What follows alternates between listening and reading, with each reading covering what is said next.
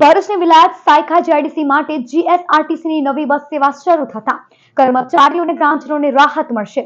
PM મોદીના ઈંધણ બચાવો અભિયાનમાં પણ લોકોની પણ સહભાગિતા જોવા મળશે। વડાપ્રધાન નરેન્દ્ર મોદીના આહવાન અને ડીઝલ પેટ્રોલની વૈશ્વિક સમસ્યાને ધ્યાનમાં રાખી ભરૂચની વિલાયત સાયખા જીઆઈડીસી દ્વારા જીએસઆરટીસીની સામાન્ય બસ સેવા શરૂ કરવા માટે પ્રસ્તાવ રજૂ કરવામાં આવ્યો હતો। ગુજરાત સરકારના સીધા માર્ગદર્શન હેઠળ આ પ્રસ્તાવને મંજૂરી આપવામાં આવતા જીએસઆરટીસી દ્વારા વિલાયત સાયખા જીઆઈડીસી માટે 2 બસો ફાળવવામાં આવી છે। નવી બસ સેવા શરૂ થતાં કંપનીના કર્મચારીઓ, વેન્ડરો તેમજ વિલાયત, ભેરસમ અને સાયખા ગામના રહેવાસીઓને મોટી રાહત મળશે।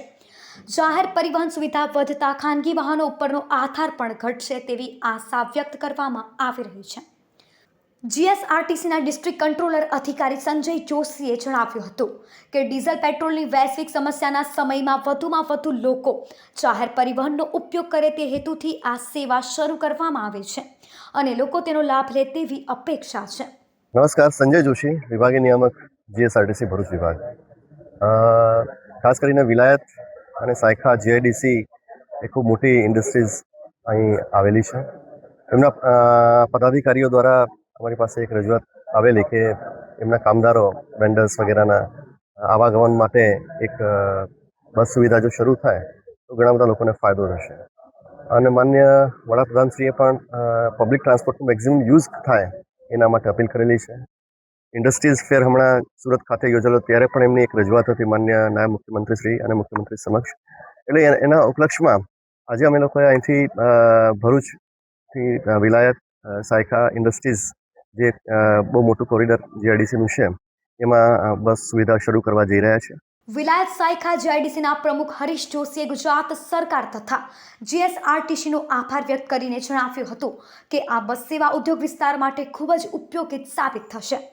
આજથી ભરૂચથી વિલાયત અને સાયખા જીઆઈડીસી એસ્ટેટને કવર કરતા વિવિધ બસ રૂટોની શુભારંભ આજથી થઈ રહ્યો છે અને જે ખૂબ આનંદની વાત છે।